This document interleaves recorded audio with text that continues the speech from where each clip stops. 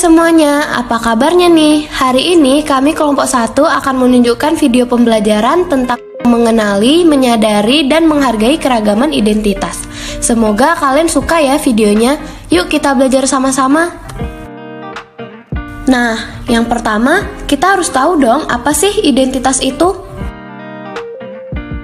Identitas itu adalah bagian dari konsep diri seseorang yang berasal dari pengetahuan mereka tentang keanggotaan dalam suatu kelompok sosial bersamaan dengan signifikasi, nilai, dan emosional dari keanggotaan tersebut. Nah, kalau menurut Kamus Besar Bahasa Indonesia atau yang disingkat KBBI, identitas didefinisikan sebagai ciri-ciri atau keadaan khusus seseorang. Identitas itu beragam loh teman-teman. Terus bagaimana sih kita bisa mengenali keragaman identitas itu? Yang telah kita semua ketahui, manusia merupakan makhluk sosial, yaitu makhluk yang berhubungan secara timbal balik dengan manusia lain. Sebagai makhluk sosial, manusia selalu berkeinginan untuk melakukan interaksi satu dengan lainnya. Interaksi itu bukan hanya individu dengan individu loh teman-teman, tetapi juga dapat antar kelompok dan antar individu dan kelompok.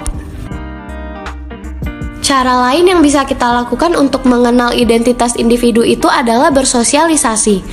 Menurut Kamus Besar Bahasa Indonesia, sosialisasi berarti proses belajar seseorang anggota masyarakat untuk mengenal dan menghayati kebudayaan masyarakat dalam lingkungannya. Melalui sosialisasi inilah, individu atau kelompok dapat menunjukkan nilai-nilai yang dianutnya.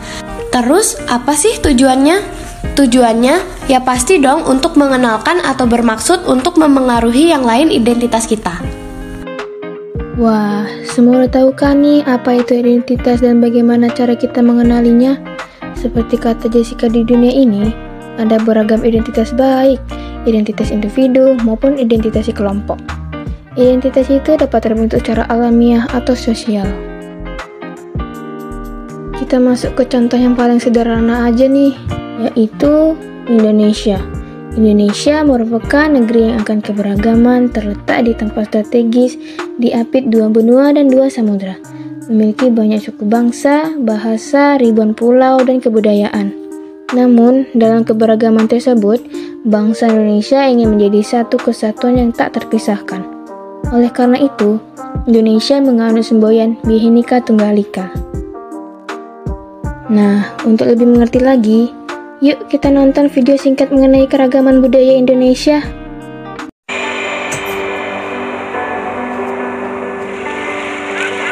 Seperti berlian berserak di Katulistiwa, 17.000 pulau terhampar luas di seluruh Indonesia.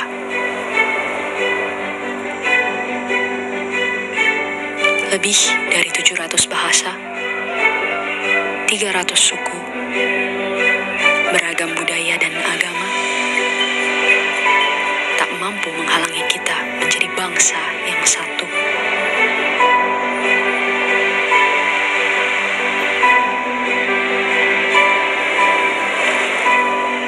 Pekerjaan besar memang untuk bisa melihat Indonesia dari mata yang sama dan bukan dari sudut pandang yang berbeda.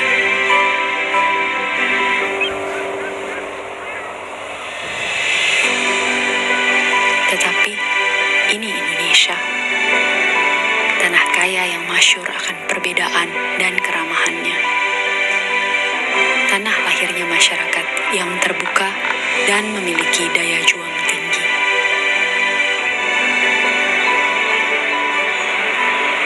Cukuplah Indonesia diikat dan dirajut oleh Pancasila, yang di bawah naungannya hidup kita damai dan tentram selama berpuluh tahun. Mari beri Pancasila roh yang hidup, yang Bhinneka Tunggal Ika, yang walaupun berbeda, kita tetap satu, tetap Indonesia. Bhinneka Tunggal Ika.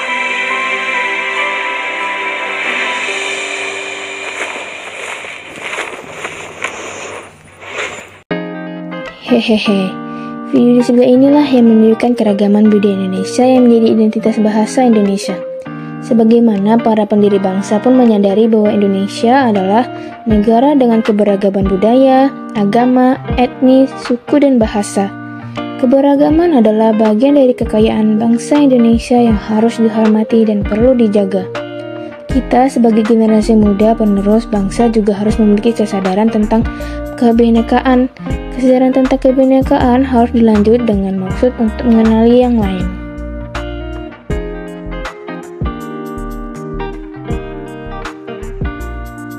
Identitas primordial dan identitas nasional. Identitas primordial yaitu jati diri yang berkaitan dengan etnis, suku, agama, dan bahasa. Sedangkan sesuai namanya, identitas nasional adalah kepribadian nasional atau jati diri nasional yang dimiliki suatu bangsa yang membedakan bangsa satu dengan bangsa yang lainnya. Yuk kita masuk ke identitas primordial. Sebelumnya kita harus mengetahui terlebih dahulu, apa sih primordialisme itu? Primordialisme adalah suatu pandangan terhadap ras, agama, suku, jenis kelamin, dan sebagainya. Primordialisme sudah melekat dalam diri individu sejak lahir. Dan tentu saja pasti ada dong faktor yang menyebabkan primordialisme ini. Yang pertama, adanya suatu yang dianggap istimewa dalam suatu kelompok, seperti agama, budaya, dan suku. Yang kedua, adanya suatu sikap untuk mempertahankan keruntuhan suatu kelompok dari ancaman luar. Dan yang terakhir, adanya nilai yang berkaitan dengan sistem keyakinan seperti nilai-nilai agama. Faktor-faktor inilah yang menyebabkan keterkaitan seseorang di dalam sebuah kelompok atas dasar ikatan kekerabatan, adat istiadat, dan suku bangsa. Identitas ini juga mempunyai jenis-jenisnya. Yang pertama yaitu primordialisme suku. Primordialisme dengan jenis ini memiliki arti individu yang terlalu terikat dengan sukunya sendiri. Yang kedua, primordialisme agama. Primordialisme dengan jenis ini memiliki arti individu yang menganut suatu agama yang terlalu membanggakan agamanya sendiri tanpa menghormati dan acuh tak acuh pada agama lain. Yang ketiga, primordialisme kedaerahan. Primordialisme dengan jenis ini memiliki arti individu yang lebih terikat dengan daerahnya sendiri daripada daerah lain. Primordialisme mempunyai dampaknya juga loh. Sebagian orang selalu memikir bahwa primordialisme ini hanya memiliki dampak negatif, padahal juga punya dampak positifnya loh. Contohnya meneguhkan cinta tanah air, mempertinggi semangat patriotisme, menjaga keutuhan dan kestabilan budaya, dan yang terakhir yaitu menciptakan kesetiaan terhadap negara. Nah, ini barulah dampak negatifnya yang pertama. Primordialisme dapat menghambat modernisasi dan proses pembangunan, kemudian penyebab terjadinya diskriminasi, menghambat hubungan antar bangsa, menimbulkan terjadinya konflik antar kebudayaan suku-suku bangsa, dan mengganggu kelangsungan hidup suatu bangsa. Nah, jadi itulah identitas primordialisme Indonesia. Karena identitas primordialisme ini berkaitan dengan etnis, suku, agama, dan bahasa. Identitas nasional berkaitan dengan kebudayaan, adat istiadat, dan karakter khas suatu negara. Nah, identitas nasional bertujuan untuk mempertahankan kesatuan sebuah negara, pembeda dari negara lain, landasan negara, dan alat pemersatu bangsa. Indonesia mempunyai banyak sekali macam-macam bentuk identitas nasional. Di sini kami akan menjelaskan 7 bentuk identitas nasional Indonesia. Yang pertama, bendera merah putih. Ketentuan tentang bendera negara diatur dalam Undang-Undang Nomor 24 Tahun 2009, mulai pasal ke-4 sampai pasal ke-24. Bendera warna merah putih dikibarkan pertama kali pada tanggal 17 Agustus 1945, tetapi telah ditunjukkan pada peristiwa Sumpah Pemuda tahun 1928. Bendera negara dikibarkan pada Proklamasi Kemerdekaan Indonesia tanggal 17 Agustus 1945 di Jalan Pegangsaan Timur nomor 56 Jakarta, disebut bendera pusaka Sang Saka Merah Putih. Bendera ini dijahit oleh Ibu Fatmawati, istri Presiden Soekarno. Nah, selanjutnya yaitu bahasa Indonesia. ketentuan tentang bahasa negara diatur dalam Undang-Undang Nomor 24 Tahun 2009, mulai pasal 25 sampai pasal 45. Bahasa Indonesia sebagai bahasa negara merupakan hasil kesepakatan para pendiri NKRI.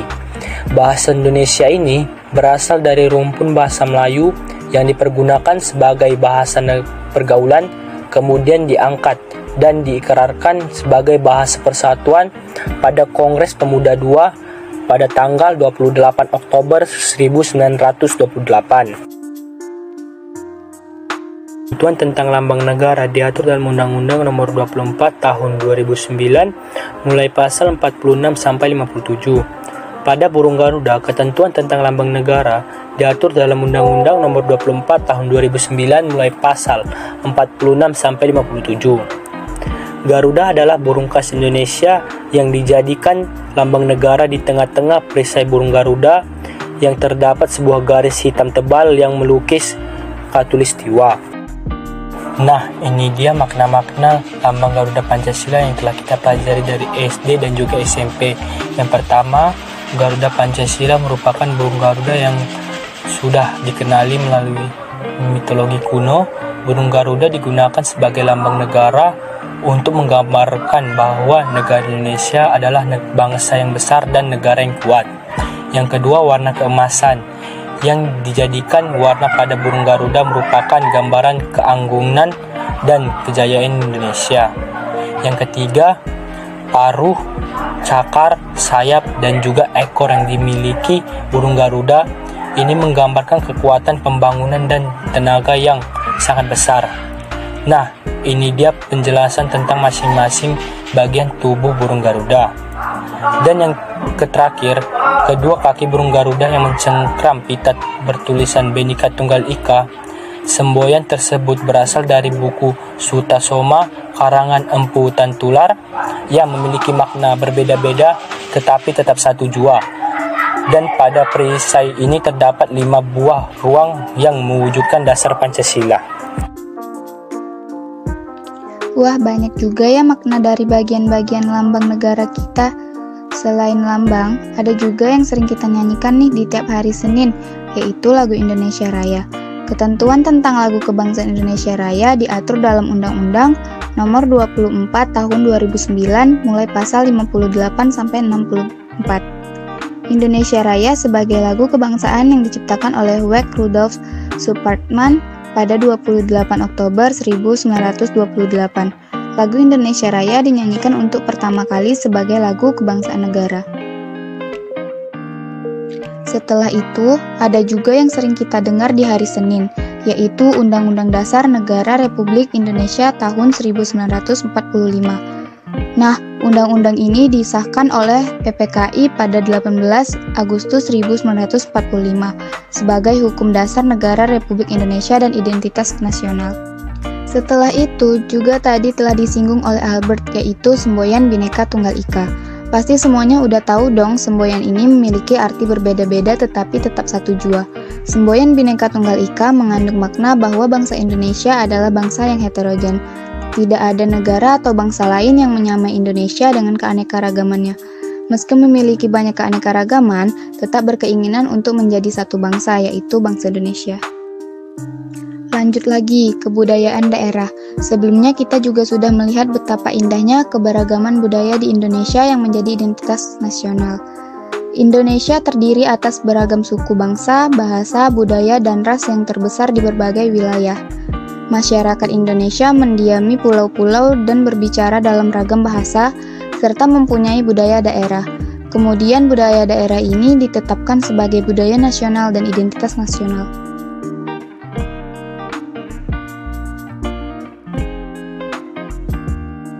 Sebelum mengakhiri pembelajaran ini, yuk nonton video lagi.